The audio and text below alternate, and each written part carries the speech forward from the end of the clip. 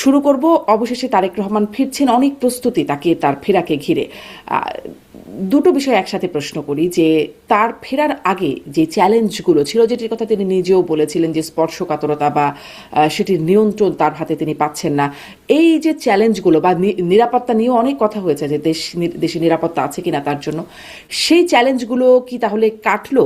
আর তিনি ফেরার পরে তারপর চ্যালেঞ্জগুলো কেমন? আমি ডাক্তার আব্দুল নট্ট আপনার কাছ থেকে শুরু করি। দ্বিতীয় হচ্ছে, দলের মধ্যে প্রচুর লোকজন আসে এবং থাকে। এদের মধ্যে বহু মানুষ আছেন যারা স্বার্থান্বেষী, তোষামোদকারী, যারা চেষ্টা করবেন যে তাদের ব্যক্তি স্বার্থ চরিতার্থ করতে, অথবা তার সঙ্গে সম্পর্ককে কাজে লাগিয়ে নানা রকম সুবিধা অন্যকে দিতে অথবা নিতে। এই বিষয়গুলি নিয়ে তাকে সাবধান থাকতে হবে। প্রবল রাজনৈতিক বিরোধিতা তার ছিল এবং একটা অংশ এখনো তার বিরোধী। ফলে তার যারা বিরোধী পক্ষ অর্থাৎ প্রতিপক্ষ রাজনৈতিক দল, এই দলগুলিকেও তাকে বুদ্ধিমত্তার সঙ্গে মোকাবেলা করতে হবে। আমি মনে করি যে রাজনৈতিক চ্যালেঞ্জ, দলের মধ্যে তোষামোদকারীদের দ্বারা সৃষ্ট এক ধরনের পরিবেশ এবং তার নিরাপত্তা, এই তিনটা হচ্ছে প্রাথমিক। এর বাইরে যদি চিন্তা করেন তাহলে তার মা অসুস্থ এবং এই সময়টা তাকে একটা বিরাট সময় পারিবারিক ভাবে আমার ধারণা দিতে হবে, কারণ মায়ের পাশে তার থাকতে হবে। তাই এটিও একটা চ্যালেঞ্জ। স্বাভাবিক অবস্থায় তো তার হাসপাতালের খোঁজ রাখার দরকার ছিল না, কিন্তু এখন তো তাকে সেটা রাখতে হবে। ফলে এটাও একটা বিষয়। আর সামনের নির্বাচনে প্রচুর কুটিলতা, জটিলতা, নানান ধরনের সমস্যা তৈরি হতে পারে, যেগুলি তাৎক্ষণিকভাবে তাকে সমাধান করতে হবে। আমি মনে করি যে তিনি রাজনৈতিক ব্যক্তিত্ব হিসেবে যতখানি পরিণত হয়েছেন এই নির্বাচনের আগে, তার ফিরে আসা এবং তারপর তার যে দল পরিচালনা এবং নির্বাচনের সামনে দলকে নিয়ে যাওয়া, নির্বাচনে বিজয়ী করে নিয়ে আসা, এর মধ্যে দিয়ে তিনি আরো একবার একটা পরীক্ষার মধ্যে দিয়ে যাবেন। সাধারণত যারা নেতা হয়ে থাকেন তারা প্রতিনিয়ত পরীক্ষার মধ্যে দিয়ে যান। আপনি যদি মহাভারত পড়েন, রামায়ণ পড়েন, আপনি যদি বড় বড় এপিক গুলি পড়েন, যেমন হোমারের লেখা ইলিয়াড, অডিসি, এগুলো যদি পড়েন, অথবা আপনি যদি শাহনামা পড়েন, এটা একটা দিক। আবার আপনি যদি ধর্মের ইতিহাস পড়েন তাহলে সেখানেও দেখবেন যে যারা শাসন করেছেন, শাসকদের কথা সেখানে লেখা আছে। সেখানে বারবার ন্যায়বান শাসকদের কথা লেখা আছে, যারা ন্যায়ের পক্ষে লড়াই করেন এবং এই লড়াইয়ের তার পথে মানে আপনি প্রচুর বলছেন ত্যাগ এই প্রতীক্ষা পরীক্ষা এবং সহ্য করতে চ্যালেঞ্জগুলো হয়। সামনে থেকেই যাবে। ডাক্তার আব্দুল নট্ট আমি হ্যাঁ, একই প্রশ্ন ফলে তাকে এক আপনি ধরনের আমাকে নৈতিক একটু চ্যালেঞ্জ মোকাবেলা করতে হবে শারমিন, একটা নৈতিক চ্যালেঞ্জ মোকাবেলা করতে হবে এবং একটা শারীরিক চ্যালেঞ্জ মোকাবেলা করতে হবে। জি অর্থাৎ তাকে একই সঙ্গে তার নিজের সুস্থতা, নিরাপত্তা এবং অন্যদিকে একটা নৈতিক পথে বাংলাদেশকে নিয়ে যাওয়ার জন্য যে সংগ্রাম, এই দুই ধরনের চ্যালেঞ্জে তাকে মোকাবেলা করতে হবে। আপনি আমাকে একটু খুব সংক্ষেপে একটু বলে দেন যে কদিনের নানান রকম পরিস্থিতিতে, মানে একটা খুব আলোচনার আগে একটা আলোচনা বিষয় ছিল বেগম জিয়া কেমন আছেন, একটু যেন কম আলোচনা হচ্ছে, তার শারীরিক অবস্থা এখন কেমন, এটা কি আপনি বলবেন আমার দর্শকদের? আমার তো ধারণা তিনি ভালো আছেন, সুস্থ আছেন। কেননা যদি তিনি শারীরিকভাবে ফিট না হতেন তাহলে তো আপনি নিশ্চয়ই জানেন যে তিনি যে শহরটায় থাকেন সেই শহরে অনেক বাসে উঠতে হয়, রেলগাড়িতে উঠতে হয়, হাঁটতে হয়। ওই শহরে ধনীরাও না হেঁটে পারেন না। ফলে আমার ধারণা তিনি শারীরিকভাবে সুস্থ আছেন, আমি ফিট আছেন। তারেক রহমানের কথা বলছিলাম না, আমি বলছিলাম বেগম খালেদা জিয়ার কথা। বেগম জিয়ার শারীরিক অবস্থা সম্পর্কে সর্বশেষ যে ব্রিফিং হয়েছে সেই ব্রিফিং এ যেটা বলা হয়েছিল, তারপরে যেহেতু আর ব্রিফিং হয় নাই, তাই আমাদেরকে ধরে নিতে হবে যে ওই ব্রিফিংই ঠিক আছে। তিনি স্থিতিশীল অবস্থায় আছেন, তার ডায়ালিসিস চলছিল, এটা বলা হয়েছিল। এবং এটাও বলা হয়েছিল যে তার অবস্থার অবনতি হয় নাই। এই কথাগুলি বলা হয়েছিল। আমার ধারণা যে সেই অবস্থাতেই তিনি আছেন, কারণ এরপর তার কোনো ব্রিফিং হয় নাই। ব্রিফিং হয় নাই, জি। অনেক ধন্যবাদ ডাক্তার আব্দুল নট্ট সাহেব। জনাব মোস্তফা ফিরোজ, আপনি আসলে আগের চ্যালেঞ্জগুলো কতটা কাটলো বলে মনে হয়, আর তার আসার পরের চ্যালেঞ্জগুলো আপনিও কেমন দেখেন, একটু শুনুন। একটা আগের চ্যালেঞ্জের সাথে নতুন চ্যালেঞ্জগুলি খুবই মারাত্মক আকার ধারণ করছে। সেই কারণে তারেক রহমানের চ্যালেঞ্জটা খুবই মানে অনেক কঠিন আমি বলবো। কারণ এমন একটা সময় আসছে যখন দলের নমিনেশন নিয়ে একটা বিভক্তি আছে, সেটাকে ঐক্যবদ্ধ করা এটা খুবই জরুরি। দলকে ঐক্যবদ্ধ করলে অনেক কাজগুলো সহজ হয়ে যাবে। পাশাপাশি বিএনপির সঙ্গে যারা আন্দোলন করেছে সেই শরিকদেরকে সাথে রাখা। আর এটা আমি বলবো যে শুধু নির্বাচনের জন্য না, এখানে একটা আহ রাজনীতির মেরুকরণ ঘটেছে। সেই মেরুকরণে আগে যতটা বিএনপি নির্ভর ছিল, এখন কিন্তু আরো কঠিন অবস্থা। তাকে একই সঙ্গে জাতীয়তাবাদী শক্তি, একই সঙ্গে গণতান্ত্রিক শক্তি, প্রগতিশীল শক্তি, সেই শক্তিগুলোকে ঐক্যবদ্ধ করার দরকার। কারণ ইতিমধ্যে গত 1-1.5 বছরে বাংলাদেশে মৌলবাদ, উগ্রবাদ মাথাচাড়া দিয়েছে। তার ভয়াল থাবা আমরা বিস্তার করতে দেখলাম। প্রথম আলো, ডেইলি স্টার, ছায়ানট, অতিশীর উপরে আক্রমণের মধ্য দিয়ে। তো এটা আস্তে আস্তে নানা রকম মব চলছিল, ছোটখাটো চলতে চলতে এটা একটা সংগঠিত রূপ নিয়েছে। এবং এর পেছনে আমার ধারণা যে বড় ধর্মীয় রাজনৈতিক দলগুলোরও মদত আছে এবং তারা ইতিমধ্যে ঐক্যবদ্ধ হয়েছে। সেই জায়গায় কিন্তু আমি শুধু দেখছি যে নির্বাচনী সমঝোতা, কিন্তু রাজনৈতিক সমঝোতা নেই, রাজনৈতিক ঐক্য নেই। বিএনপিকে এখন শুধু তার নিজের শক্তির উপর নির্ভর করলে চলবে না। বিএনপিকে সেই প্রগতিশীল, বাম, গণতান্ত্রিক, জাতীয়তাবাদী, ধর্মীয় এই অংশগুলোকে নিয়ে যদি একটা কঠিন রাজনৈতিক ঐক্য গড়ে তুলতে না পারে, তাহলে নির্বাচনটা মনে হচ্ছে বিএনপির কাছে যে বেশি আমি হইচই করব না, আমি নির্বাচনটা আগে শেষ হোক তারপরে দেখবো। কিন্তু না, আমি মনে করি যে নির্বাচনের চেয়ে এখন রাজনৈতিক ঐক্যটা খুবই জরুরি।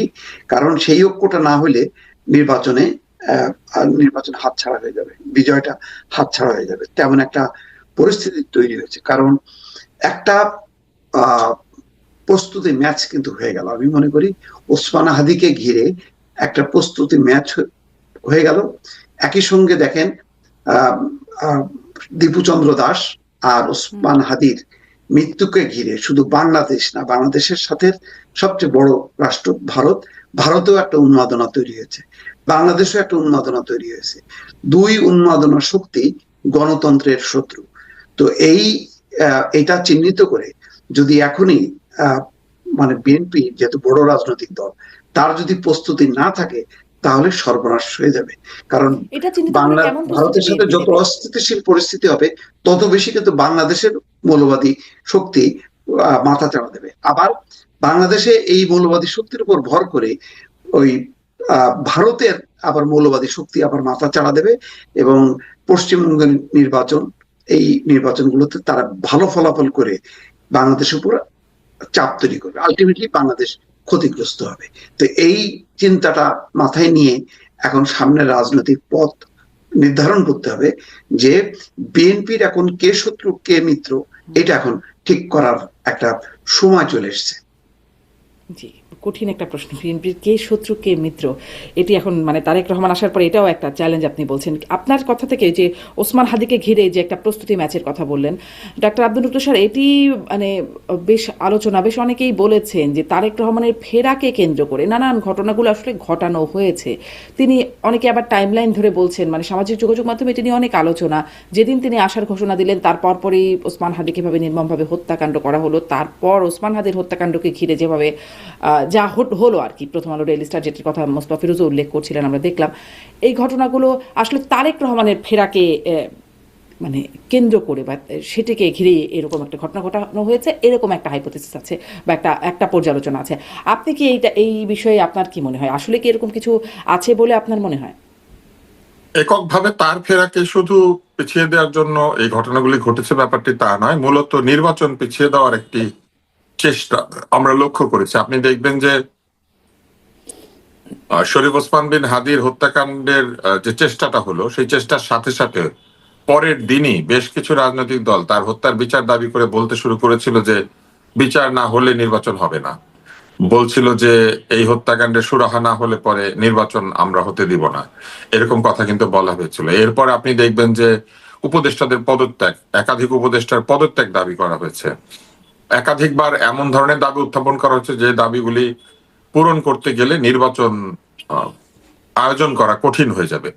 পাশাপাশি আপনি দেখবেন যে শরীফ ওসমান হাদির মৃত্যুর দিনেই একদল উত্তেজিত মানুষ তারা বেশ কতগুলি প্রতিষ্ঠান আক্রমণ করেছে, যে প্রতিষ্ঠানগুলির সঙ্গে এই ঘটনার কোনো আসলে সম্পর্ক নাই। এই জন্য নাই যে প্রতিষ্ঠানগুলি প্রতিদিনই খবর ছাপে, এবং এই প্রতিষ্ঠানগুলির জন্ম কিন্তু বহু বহু বছর আগে, আহ শরীফ ওসমান হাদিরও জন্মের আগে থেকে। ফলে এই প্রতিষ্ঠানগুলো এমন নয় যে কোনো একজন ব্যক্তির ক্ষতি করার জন্য তারা প্রতিদিন চেষ্টা করে।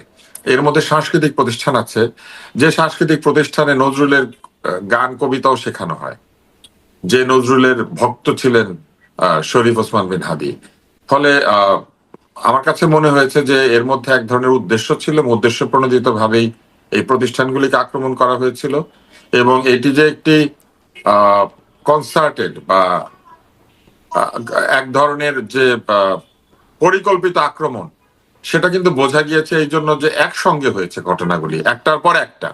তো এই বিষয়গুলি আমার কাছে মনে হয়েছে যে আমাদেরকে শঙ্কিত করেছে। যেমন এক ধরনের ধারণা দিয়েছে যে নির্বাচন পিছিয়ে দেওয়ার একটা চেষ্টা আছে, নির্বাচন পিছিয়ে দেওয়া এবং একই সাথে একটি অস্থিতিশীল পরিবেশ, নিরাপত্তার অভাবজনিত এক ধরনের আশঙ্কা, বিভিন্ন মানুষকে হুমকি প্রদান, এই সবকিছুর মধ্যে দিয়ে এমন একটা পরিবেশ তৈরি হয়েছিল যেখানে এই কথা ভাবার অবকাশ ছিল যে তারেক রহমান হয়তো এইসব দেখলে পরে ফিরবেন না। কিন্তু তিনি কিন্তু যখন কোনো কথা বলেন সেটা কিন্তু রাখার চেষ্টা করেন, এবং তিনি একবারও কিন্তু 25শে ডিসেম্বর তারিখটা ঘোষণার পরে একবারও কিন্তু সেটার বিপরীতে সামান্যতম কোনো ধারণা দেন নাই যে তিনি ফিরে আসার ব্যাপারে দ্বিতীয় চিন্তা করছেন, অথবা তিনি পেছাবেন আশাটা, অথবা তিনি আরেকবার ভাববেন। এই ধরনের কোনো শব্দ তার কাছ থেকে আসে নাই, তার দলও সেটা বলে নাই। বরং তারা একটি অভ্যর্থনা কমিটি তৈরি করেছে, যে কমিটির মাধ্যমে তারা প্রেসের যারা আছেন, গণমাধ্যমের যারা আছেন, তাদের সবার সঙ্গে মত বিনিময় করেছেন, এবং তারা মানুষকেও জানিয়েছেন যাতে তারা অহেতুক ভিড় না করেন, কোনো ধরনের জনদুর্ভোগ তৈরি না করেন, এমন কোনো পরিস্থিতি তৈরি না করেন যে পরিস্থিতি আসলে মানুষের জন্য আরামদায়ক হবে না। কিন্তু এটাও ঠিক যে মানুষ এই কথা শুনবে বলে মনে হচ্ছে না। জি, আপনি বলছেন উদ্দেশ্য প্রণীত পরিকল্পিত বিষয়গুলো, সেই উদ্দেশ্যর কতটা শুধু তাকে, আমি যেটা বলেছি যে শুধু তাকে আটকে রাখা বা তাকে ফিরতে না দেওয়াটা উদ্দেশ্য না, মূলত বড় দাগে নির্বাচন পিছিয়ে দেওয়ার একটা উদ্দেশ্য লক্ষ্য করা যাচ্ছে। উদ্দেশ্য পূরণে কি কিছু কাজ হয়েছে? মানে তারা যে উদ্দেশ্য বা পরিকল্পনা নিয়ে কাজটা করলো, তাতে কি তারা কোনো সুফল পাওয়ার মতো অবস্থানে গেছে মনে হচ্ছে? শরীফ ওসমান হাদির যে অদম্য প্রাণ শক্তি, সেই প্রাণ শক্তি আসলে তাদেরকে ব্যর্থ করে দিয়েছে। শরীফ ওসমান হাদি লড়েছেন তার জীবন নিয়ে 1 সপ্তাহ, এবং এই লড়াইয়ের মধ্যে দিয়ে তিনি আসলে এই যে পরিকল্পনা যদি কেউ করে থাকে, সেই পরিকল্পনাগুলিকে তিনি আসলে ব্যর্থ করে দিয়েছেন। কেননা একটা সময় পার হয়েছে, যে সময় সরকার পেয়েছে, যারা অন্যান্য রাজনৈতিক দল তারা পেয়েছে, যারা নির্বাচনের পক্ষের শক্তি তারা পেয়েছে, এবং তারা এক ধরনের সংগঠিত হতে পেরেছে। তারা এই ধরনের তৎপরতাকে প্রতিহত করার লক্ষ্যেও তারা এক জায়গায় হতে পেরেছে। আর এটাও ঠিক যে এই ব্যর্থতার যে নমুনা, যে তারা যে ব্যর্থ হয়েছেন, এই ব্যর্থতাই কিন্তু এই গণমাধ্যমের উপর আক্রমণ, ছায়ানট এবং উদীচীর উপর আক্রমণ, এটা কিন্তু তাদের ব্যর্থতার পরিচয়। কেননা হাদি তার জীবদ্দশায় বারবার বলেছেন যে এই সব জায়গাতে আক্রমণ করে কোনো লাভ নাই। উনি একদম নাম ধরে বলেছিলেন, হাদি বলেছিল যে প্রথম আলোর কথা পছন্দ না হলে এরকম 10টা প্রথম আলো তৈরি করেন, যদি তর্কে না পারেন তাহলে ভালো করে তর্ক শিখেন। সে কিন্তু বলেছিল যে প্রতিষ্ঠান বন্ধ করা, ধ্বংস করার মধ্যে দিয়ে কোনো বিজয় অর্জন করা যায় না, বরং সেই প্রতিষ্ঠানকে প্রাতিষ্ঠানিকভাবে মোকাবেলা করার মতো সক্ষম প্রতিষ্ঠান তৈরি করতে হয়। এবং সে নিজে কিন্তু একটা প্রতিষ্ঠান তৈরি করার জন্য চেষ্টা করছিল, সে একটা কালচারাল সেন্টার দিয়েছিল, সেখানে তার একটা পরিকল্পনা ছিল। তার মানে সে ধরেন ছায়ানট যদি কারো মানে অপছন্দের হয়ে থাকে, তাহলে সে একটা পাল্টা ছায়ানট তৈরি করার চেষ্টা করছিল। কিন্তু আর আরো অদ্ভুত বিষয় দেখেন, ছায়ানট যে নামটা, এই নামটা কিন্তু নজরুলের কবিতার ভেতরে আছে। ফলে ছায়ানট কিন্তু এমন নয় যে হাদির অপছন্দের সংগঠন ছিল, ব্যাপারটা কিন্তু তাও নয়। এইখানে হাদির নাম দিয়ে যারা প্রতিষ্ঠানে আক্রমণ করেছে, হাদির নাম দিয়ে নানান রকম দাবি দাওয়া উত্থাপন করেছে, তার প্রায় অধিকাংশই হাদির যে আদর্শ সেটার বিপরীত। যেমন আপনি আমাকে একটা প্রশ্নের উত্তর দিতে যদি পারেন, আমি নিজেও এই প্রশ্নের উত্তর খুঁজছি।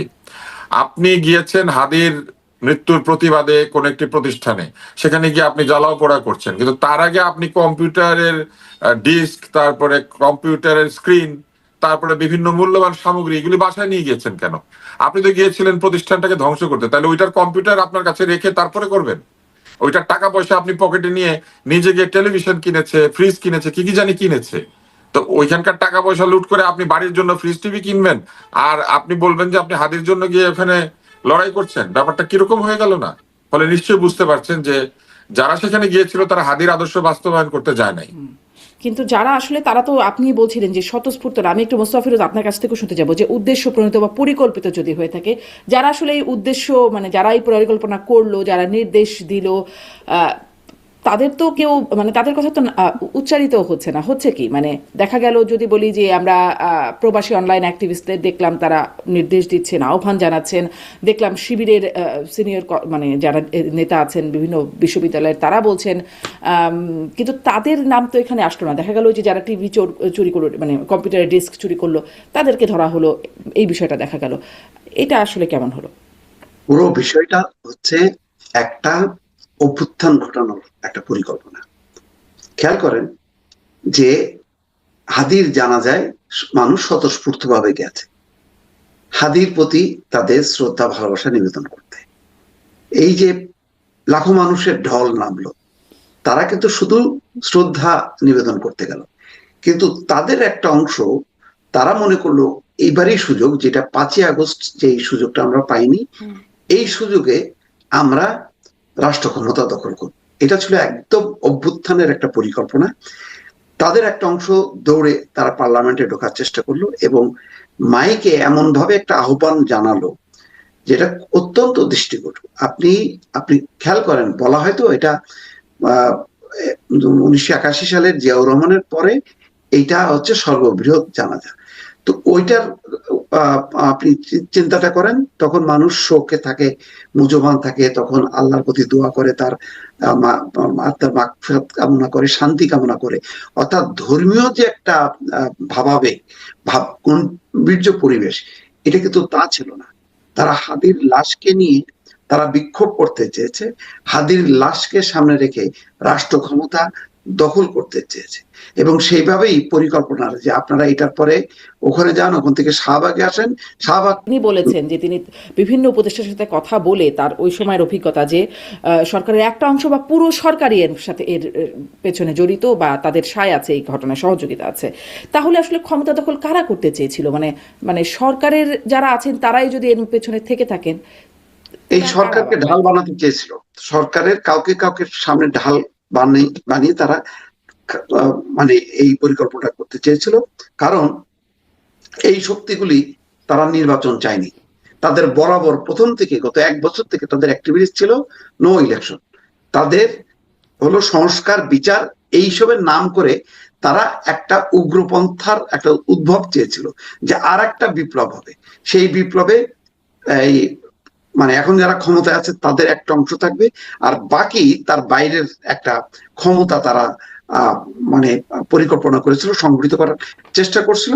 ওইটার একটা সম্মিলিত তারা একটা মানে বাস্তবায়ন করতে চেয়েছিল। কিন্তু ঘটনাক্রমে মানুষের কোনো সমর্থন পায়নি, এবং সমর্থন দেওয়া তো প্রশ্নই ওঠে না। কারণ তারা ডেইলি স্টার এবং প্রথম আলো, ছায়ানট, উদীচির হামলার মধ্য দিয়ে তারা তাদের স্বরূপটা কিন্তু সামনে চলে এসছে। ফলে তারা আসলে এক ধরনের ধরা পড়ে গেছে। এখন এটাকে ধামাচাপা দেওয়ার জন্য সরকার অ্যাক্টিভ হয়ে বেশ 2 দিন 3 দিন পরে একটু তৎপর হয়ে, এখন বিশ্বের যখন চাপ নানা আন্তর্জাতিক অনেকদিন যাবতই হচ্ছে, আন্তর্জাতিক গণমাধ্যম থেকে শুরু করে একদম মির্জা ফখরুল ইসলাম আলমগীরও বলেছেন যে যেই রকম উগ্রপন্থা দেখা গেছে সেটি আগে আর দেখা যায় নাই, হতাশার কথাও জানিয়েছেন। আমার সাথে কথা হচ্ছিল অনুসন্ধানী সাংবাদিক জুলকার নাইন সাহেব, তিনি বলছিলেন যে বাংলাদেশকে তালেবানাইজেশনের একটা প্রক্রিয়া আগেই ছিল এবং সরকারের ভেতরে একজন সাদা চুলের উপদেষ্টার কথা বলছিলেন তিনি, যিনি এর পরিকল্পনার পেছনে ছিলেন। এবং মানে তারপরে এইরকম একটা ঘটনা আমরা দেখলাম, মানে এটা আগের কথা বলছিলেন। একটা কি প্রক্রিয়া কি আসলে চলমান, এই তালেবানাইজেশন যে শব্দটা বা তালেবানি রাষ্ট্র বানানোর প্রক্রিয়া, সেরকম কি একটা কিছু আসলে চলমান আছে? সারা পৃথিবীতেই কিন্তু আসলে উগ্রবাদ মাথা চাড়া দিয়ে উঠেছে, সেটা এখনকার ঘটনা নয়। আপনি যদি দেখেন তাহলে বিভিন্ন দেশে যেখানে বিবাদ রয়েছে, বিশেষ করে যেখানে সংখ্যাগরিষ্ঠ মুসলিম জনগণের অভিবাস রয়েছে বা অধিবাস রয়েছে, এইসব জায়গাতে এক ধরনের উগ্রবাদ তৈরি করার একটা চেষ্টা, এটা কিন্তু বহুদিন ধরে চলছে। মিডল ইস্টে আপনি নিশ্চয়ই আইএস কে দেখেছেন, তারপরে ইরাকে নিশ্চয়ই আপনি দেখেছিলেন যে একাধিক সংগঠন তৈরি হয়েছিল। আফ্রিকাতে বিভিন্ন দেশে এই ধরনের সংগঠন রয়েছে যারা উগ্রবাদ সমর্থন করে অথবা উগ্রবাদী আচরণ করে। ফলে এটি একটি আন্তর্জাতিক প্রক্রিয়া এবং এই উপমহাদেশেও কিন্তু উগ্রবাদ বহুদিন ধরে চর্চিত হচ্ছে। সেটা শুধু যে আফগানিস্তানে সেটি নয়, পাকিস্তানে, ভারতের একটি অংশে, বাংলাদেশে উগ্রবাদের চর্চা হয়েছে। আপনার নিশ্চয়ই মনে আছে রাজশাহীতে একজন বের হয়ে এসেছিলেন সিদ্দিকুর রহমান ভাই নামে একজন লোক, যাকে বাংলা ভাই বলে লোকজন ডাকতো, ওনার নাম সিদ্দিকুর রহমান। এছাড়াও একাধিক এই ধরনের ব্যক্তিকে বিগত বিএনপি শাসনামলেও কিন্তু আপনার নিশ্চয় মনে আছে যে শেষ পর্যন্ত বিএনপিও সক্রিয় হয়ে উঠেছিল এদের বিরুদ্ধে। প্রথম দিকে যদিও এক ধরনের রিলাক্টেন্স তাদের মধ্যে দেখা গিয়েছিল, কিন্তু শেষের দিকে আমরা দেখেছিলাম যে তারাও এদেরকে ঠেকানোর চেষ্টা করছে। এবং তারপরে আওয়ামী লীগের যে বিরাট শাসনামল, সেখানেও কিন্তু এই ধরনের অনেক ঘটনা ঘটেছে, যার মধ্যে অভিযোগ আছে যে কিছু ছিল বানানো, কিন্তু এটাও ঠিক যে কিছু আসলে সঠিকও ছিল। তো এই সব মিলিয়ে এরকম একটা অবস্থা তৈরি হয়েছে যে আলাদা করে তালেবানাইজেশন যে শব্দটি আপনি ব্যবহার করেছেন, এইটা আসলে বলা যাবে না। বলতে হবে, আমি যেটা মনে করি সেটা হচ্ছে উগ্রবাদী রাজনীতির একটা বিকাশ। এটা সারা পৃথিবীতে যেভাবে ঘটছে, বাংলাদেশ যেহেতু একটু উর্বর ক্ষেত্র এটা তৈরি করার জন্য, তাই বাংলাদেশেও এটা ঘটছে। বাংলাদেশ কেন উর্বর ক্ষেত্র? কারণ বাংলাদেশের দারিদ্র্য রয়েছে। দরিদ্র দেশ ছাড়া এগুলি করা খুব কঠিন হয়। অগণতান্ত্রিক শাসন ছাড়া এটা করা খুব কঠিন হয়। দেশে যদি অগণতান্ত্রিক শাসন থাকে, স্বৈরাচারী থাকে, তবে একটা প্রচারণা তৈরি করা সম্ভব হয় যে এদেরকে হটানোর জন্য আমরা আসলে এটা করছি, এমনিতে আমরা ভালো।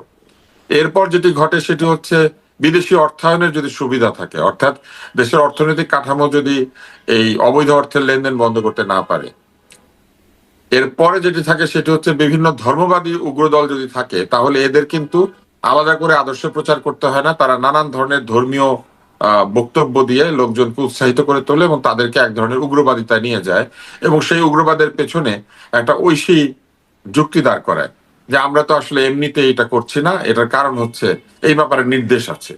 এবং সেটা তারা বলে যে এটা মানুষের নির্দেশ না, এটা একদম উপর থেকে আসা নির্দেশ। ফলে এই সুবিধাগুলি বাংলাদেশে আছে, থাকার ফলে বাংলাদেশ একটি উর্বর ক্ষেত্র এবং সেখানে উগ্রবাদ বিকাশের সুযোগ রয়েছে।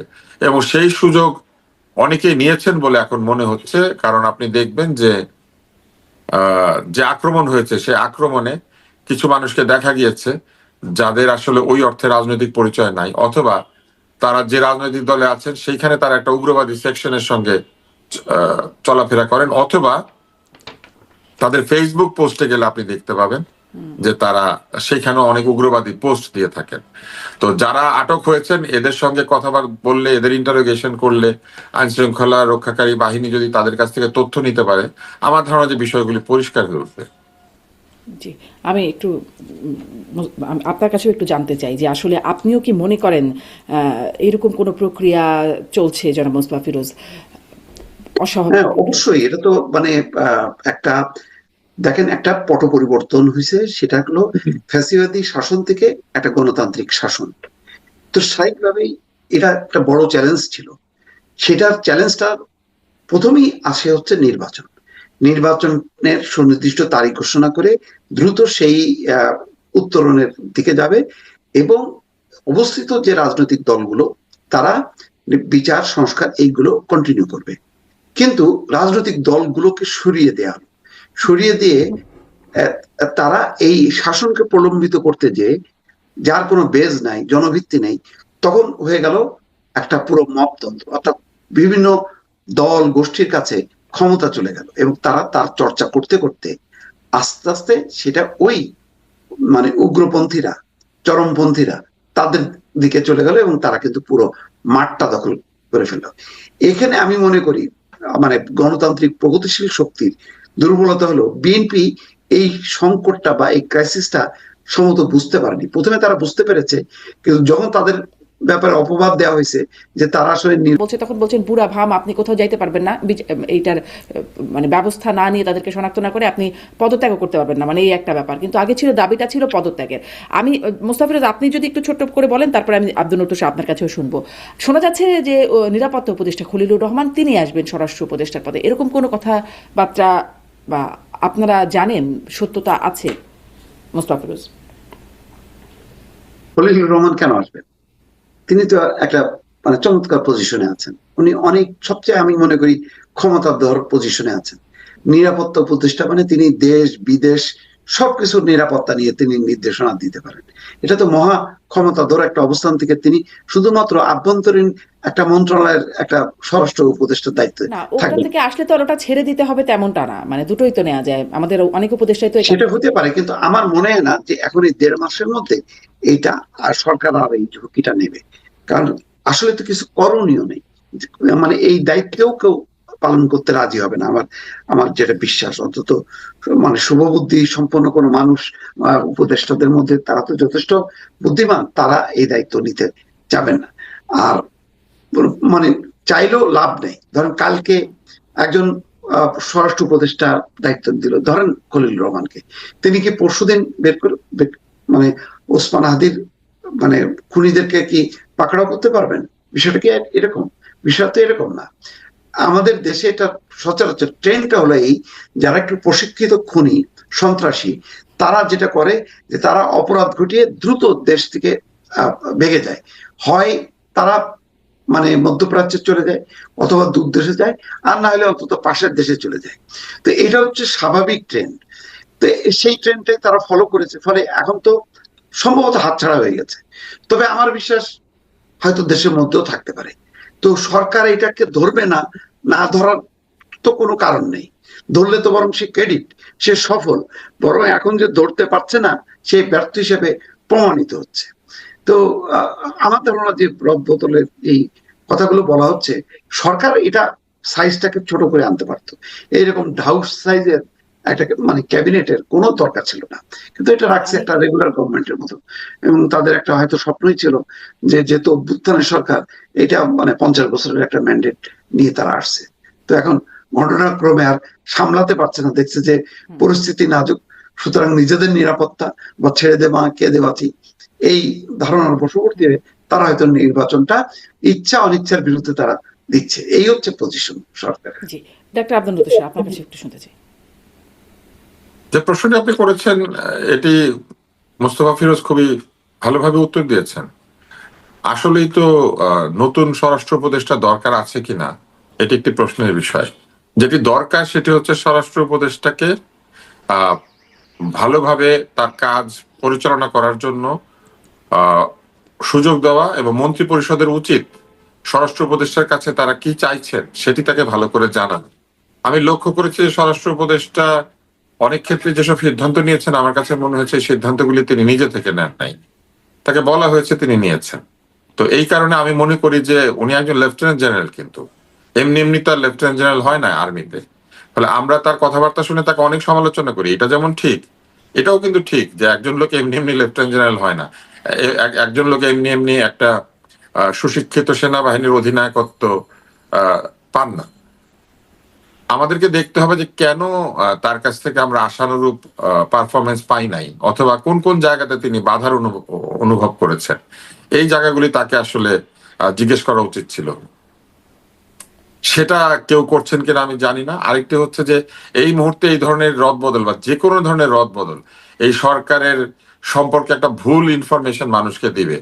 তারা মনে করবে যে এই সরকার টালমাটাল, এই সরকার দুর্বল, এবং তারা এখন তাদের এত বছর ধরে, মানে এই যে 1.5 বছরের বেশি সময় ধরে যাদের উপর আস্থা রাখতে পারছেন, নির্বাচনের 2 মাস আগে 1.5 মাস আগে তাদের উপরে আস্থা রাখতে পারছেন না। এই কারণে আমি মনে করি যে এই মুহূর্তে মানুষ বদল করার চাইতে নীতি বদল করা জরুরি, অর্থাৎ নিরপেক্ষ আচরণ করা জরুরি। নির্বাচনের উপলক্ষে যে পরিবেশ তৈরি করা দরকার, সেই পরিবেশ তৈরি করার লক্ষ্যে নিরাপত্তা ব্যবস্থাকে ঢেলে সাজানো দরকার। এই কাজগুলি করলে আমার মনে হয় না ব্যক্তি বদল করার কোনো প্রয়োজন আছে। আর যার নাম আপনি বললেন, তিনি উচ্চ জায়গা থেকে নিম্ন জায়গায় কেন আসবেন? তিনি তো গোটা নিরাপত্তার উপদেষ্টা, সেখান থেকে উনি কেন পুলিশে নেমে আসবেন? তাই না? এটা নেমে আসার কোনো প্রয়োজন নাই। মানে নেমে আসার তো ব্যাপার না, আর একটু এক্সটেনশন, সেটাই আমি মোস্তফা ফিরোজ না, এগুলা যতই আমরা বলি এক্সটেনশন, ধরেন আপনি একটি বাড়ির মালিক, আপনি ওখানে সবকিছু আপনার, কিন্তু আপনি কাপড় ধোন, ঘর মাজেন, মানে বাসন মাজেন এবং ঘর মোছেন। হ্যাঁ, কিছুক্ষণ পরে দেখা গেল যে আপনি সিঁড়ি ঝাড়ু দিচ্ছেন, তারপরে দেখা গেল আপনি গ্যারেজও পরিষ্কার করছেন। এখন আপনি বললেন যে আপনিই তো মালিক, আপনি তো প্রধান, আপনি সব করছেন। আসলে ঘটনা সেইটা না। উপরের জায়গা থেকে আপনি নিচে নেমে আসার পরে তারপরে দেখা যাবে যে আপনার যে মূল কাজগুলি ছিল সেগুলি আর আপনি করতে পারছেন না। আপনাকে বাড়ির ট্যাক্স দিতে হয়, বাড়ির দলিলপত্র সামলাতে হয়, বাড়ির মর্টগেজ পেমেন্ট করতে হয়। তো ওগুলো তখন আর পারবেন না কিন্তু সারাদিন ঘর ঝাড়ু দিলে। তো এই জন্য উপরের দিকে যে দায়িত্ব, যিনি গিয়ে অন্য দেশের নিরাপত্তা উপদেষ্টার সাথে বৈঠক করবেন, সেই ভদ্রলোক যদি নিচে এসে কয়টা চোর ধরা পড়লো আর কয়টা ক্রিমিনাল ধরা পড়লো ওই হিসাব রাখতে শুরু করেন, এটা ঠিক হবে না। জি, অন্য দেশের নিরাপত্তা উপদেষ্টার সাথে তিনি বৈঠক করেন, মানে সেখানেও তো কিছু জানি না আমরা, সেখানেও আসলে কি কাজ হচ্ছে সেটাও তো আমরা আসলে জানি না। সেটাও কি কোনো কাজ হচ্ছে আসলে? না, সেটা সবকিছু আমাদের জানতে হবে এরকম কোনো কথা নাই শারমিন। ওই ধরনের উচ্চ পর্যায়ের বৈঠকের বিষয় বলে কিন্তু আমাদের জানার কথা না, জানার কথা মন্ত্রী পরিষদের। তিনি জানাবেন মন্ত্রী পরিষদকে, কেননা ওইখানে অনেক গোপনীয় তথ্য থাকে যেগুলি বাংলাদেশের সব লোক জানতে পারবে এটা আমরা আশা করতে পারি না। এই জন্যই তো সরকার লাগে, এই জন্যই সংসদ লাগে, যে এই ধরনের বিষয়গুলি সংসদে কোনো মন্ত্রী পরিষদের কমিটিতে অথবা কোনো সংসদীয় কমিটিতে আলোচিত হবে, যেখানে জনগণের পক্ষ হয়ে কিছু লোক এগুলি পরীক্ষা করবেন। কিন্তু এখন ধরেন উনি কি আলাপ করেছেন একেবারে উচ্চতম উপদেষ্টার সাথে অন্য দেশের, সেটা যদি এখন মনে করেন আমার এলাকার পানের দোকানদার হাফিজ কিংবা রফিক এটা জানে, তাতে আমাদের কোনো লাভ নাই, এটা জানার কোনো দরকার নাই। হাফিজ বা রফিকের ওই যে হয়ে আপনি বলছিলেন একজন আসিফ নজরুল, হাসিব বা রফিকের হয়ে একজন আসিফ নজরুল বা একজন আদিলুর রহমান খান অথবা একজন রেজওয়ানা, এরা এরা জানবেন এবং এরা জেনে সেটা লিপিবদ্ধ অবস্থায় থাকবে যে কি আলাপ হয়েছিল। জি, মানে আপনি ওই যে বলছেন যে একটা সংসদের মাধ্যমে সেটা নাই বলেই এত মানে জানার বিষয় যে আসলে কি এই হচ্ছে জন্য তো গণতন্ত্র লাগে, আর নাহলে আমরা গণতন্ত্রের জানি দরকার কিনা। কি জি ছিল? জি গণতন্ত্রের প্রয়োজন কি? গণতন্ত্রের প্রয়োজন তো এইটাই যে আমাদের রফিক শফিক, তাই না, এই হাবুল বাবুল যারা আছেন এদের হয়ে ওনারা আমাদের কাজগুলি করে দিবেন। আমরা তো নাগরিক, আমরা আয় ব্যয় করব, আমরা দিন আনবো দিন খাবো, সেটাই, ওনারা কিন্তু সেই আমাদের জীবনকে গণতন্ত্রটা তো নিরাপদ সেই করার জন্য পরিস্থিতি এই তো এখন কাজটা নাই, করবেন। যেটা এক্সাম্পল গণতন্ত্রের যে ডেফিনেশন সেটি তো এখন নাই, এই জন্যই নাই আসলে আমি দেখে তো বলছিলাম নির্বাচন যে লাগবে, নাই দেখে তো লাগবে, নির্বাচন কিন্তু লাগবে। না লাগার আগে যেই পরিস্থিতি, লাগার আগেই তো দেখা যাচ্ছে নির্বাচনের আগেই তো আসলে এই যে বিষয়গুলো হচ্ছে, আলোচনাগুলো হচ্ছে, সেইখানে আমরা জানি না। রাজনৈতিক দলগুলোর সাথে কথা বলি মাঝে মাঝে, তারাও যে আসলে বিষয়টা জানেন তেমনটা বলে মনে হয় না, আসলে শুধু তারাই জানেন যারা করছেন, এই জন্যই আসলে প্রশ্ন। হ্যাঁ, এই জনমত জন্যই আপনার- তো নির্বাচন জরুরি হয়ে পড়েছে। ওনারা যদি এত গণতান্ত্রিক আচরণ করতেন তাহলে তো আলাদা করে গণতন্ত্র দরকার ছিল না। গণতন্ত্র নাই দেখে তো লোকের কাছে গণতন্ত্র দরকারই হয়ে পড়েছে। এই এই সরকারও গণতান্ত্রিক না, আগের সরকার তো নির্বাচন করেও গণতান্ত্রিক ছিল না। তো একটা অগণতান্ত্রিক শাসন থেকে গণতান্ত্রিক শাসনে যাওয়ার প্রয়োজনীয়তাই তো এটা। আপনি মনে করেন আপনাকে কেউ একটা গরু উপহার দিয়েছে, সেই গরুটা অনেক দুধ দেয়, তো আপনার দরকার আছে গরুর খামার করার, কিন্তু গরুর খামার কেন করতে হয়? করতে হয় এই জন্য যে সেই গরুটা মনে করেন ঢুস দেয় কিছুক্ষণ পর পর শিং দিয়ে, বা আপনাকে কোনো জবাব দেয় না। এই জন্যই তো গণতন্ত্রহীনতার ব্যাপারটাই তো এটা, উপহারের গরু আপনাকে জবাব দিবে না। জি, জনাব মোস্তফা ফিরোজ, মানে আমরা কথা বলছি হাদি হত্যাকাণ্ড, তারপরে দীপু বিশ্বাস হত্যাকাণ্ডের কথা আপনি বললেন, এর মধ্যে খুলনায় এক এনসিপির শ্রমিক নেতা, তাকে গুলি করা হয়েছে, মাথায় গুলিবিদ্ধ, তিনিও নাকি সংকটাপন্ন অবস্থাতেই আছেন। প্রথম আলোর হেডিং দেখছিলাম, শিরোনাম যে নিউজ কার্টুনে ককটেলে যুবক নিহত, হঠাৎ বিস্ফোরণের শব্দ। এই যে এই ঘটনাগুলো যে ঘটছে, আসলে এটা আপনার কাছে কি মনে হচ্ছে, এগুলো কিসের ইঙ্গিত দিচ্ছে? একের পর এক এরকম, এটা নাশকতাই বটে, তাই না? এগুলি একটা সন্ত্রস্ত পরিস্থিতি তৈরি করা। আমি বারবার বলছি তো যে অনেকগুলো গোষ্ঠী নির্বাচন চায় না, কারণ নির্বাচন হলে এখন যে ক্ষমতাটা তারা এনজয় করতেছে, এখন যে চট করে যে ডক্টর ইউনূসের পাশে যে বসে থাকতে পারতেছে বা ডাক দিচ্ছে, তখন তো তাদের আর সেই গুরুত্বটা থাকবে না। নির্বাচন হলে কে হবে সরকারি দল, কে হবে বিরোধী দল, এগুলি সব মানুষের হিসাব নিকাশ আছে। থার্ড পজিশন, ফোর্থ পজিশনটা যে আসলে কে পাবে কেউ জানে না। তো তখন ওই থার্ড বা ফোর্থ পজিশন অনেক দূরে চলে যাবে। ফার্স্ট সেকেন্ডটা ক্ষমতার দ্বার প্রান্তে পারে, বা এমন কোন পরিস্থিতি তৈরি করতে পারে যখন এটা এখন মনে হচ্ছে যেন শুধু কথার লড়াই হচ্ছে, তখন কিন্তু আর কথার লড়াই থাকবে না, তখন এটা কিন্তু শারীরিক লড়াইয়ে পরিণত হবে। তো আমরা কি সেদিকে যাচ্ছি কিনা জি বা সেটা জি, ঘটাতে অনেক কেউ ধন্যবাদ যাচ্ছে জনাব কিনা মোস্তফা আমার ফিরোজ। যথেষ্ট রকম শঙ্কা হচ্ছে। জনাব ডক্টর আব্দুল তুষার, আপনারও কি এরকম শঙ্কা হয়, মনে হয় নির্বাচনকে ঘিরে বা নির্বাচনকে কেন্দ্র করে দুই দেশের মধ্যে যুদ্ধাংদেহী যে একটা ব্যাপার, সেটি আসলে যুদ্ধের দিকে গড়াতে পারে বা শারীরিক আক্রমণের দিকে যেতে পারে? এখনো সেই জায়গাতে যায় নাই পরিবেশ, কিন্তু বারবার উত্তপ্ত করা হলে যেটা হয় সেটি হচ্ছে যে অধিকতর শক্তিশালী রাষ্ট্র কিন্তু মাঝে মাঝে এই উত্তপ্ত করার বিষয়টিকে স্বাভাবিকভাবে নেয় না। আপনি দেখবেন যে আমেরিকার সাথে মেক্সিকোর যে সম্পর্ক, কিংবা ভেনিজুয়েলার সাথে আমেরিকার এখন যে সম্পর্ক, অথবা পানামার সঙ্গে হাইতির সাথে আমেরিকার যে সম্পর্ক, এটা হঠাৎ অবনতি হয়েছিল। এর কারণ কিন্তু এই না যে আমেরিকা খুব শত্রুতা ভাবাপন্ন ছিল বা শত্রু ভাবাপন্ন ছিল দেশগুলির প্রতি, কিন্তু এক ধরনের উত্তপ্ত করা কিংবা বারবার বাজে কথা বলা কিংবা একটা পরিবেশ তৈরি করা, যে পরিবেশে হঠাৎ এই বৃহৎ শক্তি নিজেকে হুমকি বলে মনে করলে তারা কিন্তু একটা অঘটন ঘটিয়ে ফেলতে পারে। ফলে আমাদের পররাষ্ট্রনীতি বলেন অথবা আমাদের সামরিক নীতি বলেন, এটা অনেক বেশি বুদ্ধিমত্তার সাথে পরিচালনা করা উচিত। অহেতুক গায়ে ডেকে আপনি একটা লোককে খোঁচায় আপনি কি মারামারি শুরু করবেন? আপনি স্বাভাবিকভাবে চিন্তা করেন, পাড়াতে যখন আমরা ফুটবল খেলি, ক্রিকেট খেলি, আমরা ওইখানে খুব স্বাস্থ্যবান প্লেয়ারটা খারাপ খেললেও তাকে গিয়ে কিন্তু বলি না যে আপনি খেলা থেকে নেমে যান, আপনি খেলবেন না, এটা বলি না, ভয় বলি না, তাই না? যে অযথা খেলতে এমনিতে পারে না, তার মধ্যে আবার দেখা যাবে ব্যাটটা খেলার মধ্যে ব্যবহার না করে আমার উপরে ব্যবহার করলো। তো এই জন্য একটা পরমাণু শক্তিধর দেশ, যার অনেক ধরনের সামরিক শ্রেষ্ঠত্ব আছে, তাদের সাথে আমাদের এই সব মানে উৎপাত না করে, এটা ধরেন পাকিস্তান, আফগানিস্তান ওরা উৎপাত করুক, ওদের তো মানে ওইসব ধরনের অভিজ্ঞতা আছে, যুদ্ধের অভিজ্ঞতা, তার একটা বড় ব্যাপার হচ্ছে পরমাণু শক্তিও আছে।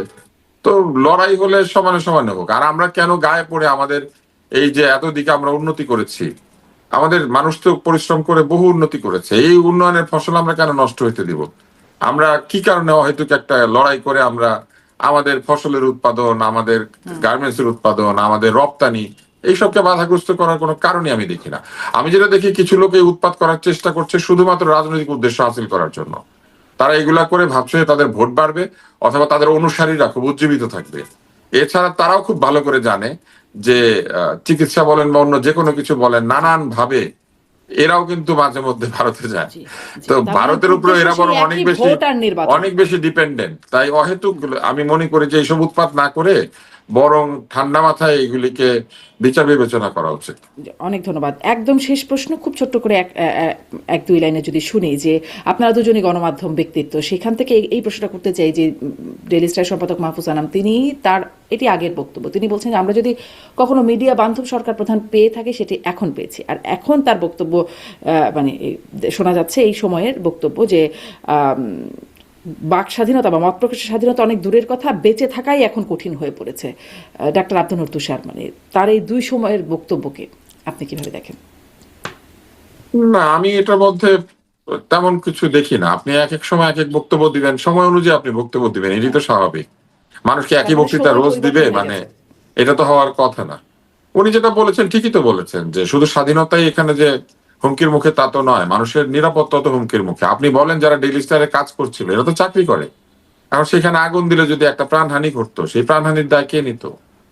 তো সাংবাদিকতার প্রতি হুমকি সেটা এক জিনিস, আপনি প্রেস ধ্বংস করছেন, কম্পিউটার নিয়ে যাচ্ছেন, কিন্তু আপনি আগুন ধরিয়ে সেখানকার কর্মচারীদেরকে এমন ভাবে আটকে ফেলেছেন যে তারা জীবনের জন্য হাহাকার করছে, ফেসবুকে পোস্ট দিচ্ছে, ধোঁয়ায় দম বন্ধ হয়ে যাচ্ছে। তো এটা তো স্বাভাবিক বক্তব্য যে জীবন নিয়েও এখন তার চিন্তা করতে হচ্ছে। তবে আমি একটা কথা শুধু বলবো, সেটি হচ্ছে যে একজন সাংবাদিক উনি একটা পোস্ট দিয়েছিলেন যে উনি ধোঁয়ায় দম নিতে পারছেন না, কিন্তু বের হয়ে এসে নিয়ে আবার ছোট ভাই ডেকে তাদের নিয়ে আরেকটা স্ট্যাটাস দিয়েছেন। তো যারা ওনার ধোঁয়ায় দম বন্ধ করে দেয় তারা বুঝে নাই, এই জন্য আগুন লাগিয়ে দিয়েছে, ধোঁয়ায় দম বন্ধ হয়ে যাচ্ছিল, ওরা আসলে ছোট, ওরা বুঝে না। এগুলা যদি উনি বলেন, ওনার উচিত আসলে ডেইলি স্টারে চাকরি না করা, ওনার উচিত অন্য জায়গায় চলে যাওয়া। না বুঝে আগুন দিচ্ছে, এটা যদি উনি মনে করেন, ওনার সাংবাদিকতার আসলে আমি মনে করি যে দরকার নাই। মাহফুজা নামের বক্তৃতার চাইতে আমার কাছে মনে হয়েছে আগুনে আটকে পড়েছে কিনা বাঁচতে পারি না বলে ওইখানে হাহাকার করছিল, সে বের হয়ে এসে আবার ছোট ভাই ডাকতে শুরু করলে আমি মনে করি যে এইটা এক ধরনের দুর্বলতা। জনাব মোস্তাফিরুজ। না, এটা তো খুবই মারাত্মক, এটা তো সত্য। কারণ ওদিন যে পরিস্থিতিটা ছিল, যে সেনাবাহিনীকে নির্দেশ দেওয়া হচ্ছিল 20 মিনিট সরে যাও, এবং বাধা দেওয়া হচ্ছিল দমকল বাহিনী যাতে না হয়। কারণ আগুন আমরা দেখলাম দোতলা, তিনতলা, চারতলা পর্যন্ত গেল, হ্যাঁ, 3-4 তলা। ডেইলি স্টারের অন্তত 28 থেকে 30 জন সাংবাদিক স্টাফ তারা চলে গেল ছাদের উপর 10 তলায়, এবং এদের এটা ছিল যে আগুনটা আরো জ্বলতে থাকুক, কিন্তু দমকল বাহিনী এসে নেভানোর চেষ্টা করলে এবং বাধাও দেওয়া হয়েছে। তাহলে বোঝা যাচ্ছে যে মানে তারা পুড়ে মারা যাক, কারণ উপর থেকে কিন্তু হাত নেড়ে বারবার সাহায্যের জন্য আবেদন করা হচ্ছিল। তো বোঝা যাচ্ছিল যে পুড়ে মারা যাক, এইরকম একটা পরিবেশের দিকে যখন কেউ নেয়, তখন মাহফুজা নামের বক্তব্যটা তো সত্য, যে এইটা তো মানে তার মানে সাংবাদিককেও পুরা মেরে ফেলো, যেমন দীপু চন্দ্র দাসকে মেরে ফেলা হলো। তো এইরকম মনোবৃত্তিটা এবং ঘটনাটা ঘটানোর যখন ঘটে, গণমাধ্যম সবসময় জনগণ থাকে, তার পাশে থাকে, কিন্তু এখানে কোন জনগণ আসলো যে জনগণটা পুরো মারতে চায়? তো এটা তো ভয়াবহ অবস্থা। যেই ডেইলি স্টার প্রথম আলো গত 15 বছরে শেখ হাসিনার শাসনে নির্যাতিত হলো, নিপীড়িত হলো, মানে আর 6 মাস থাকলে তো এটা দখলই হয়ে যেত ডেইলি স্টার আর প্রথম আলো।